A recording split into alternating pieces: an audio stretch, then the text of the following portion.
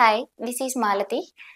నేను మాస్టర్స్ కోసం అబ్రాడ్‌కి ప్లాన్ చేస్తున్నాను. సో, నాకు one of my friend Vega overseas educational కన్సల్టెన్సీని సజెస్ట్ చేశారు.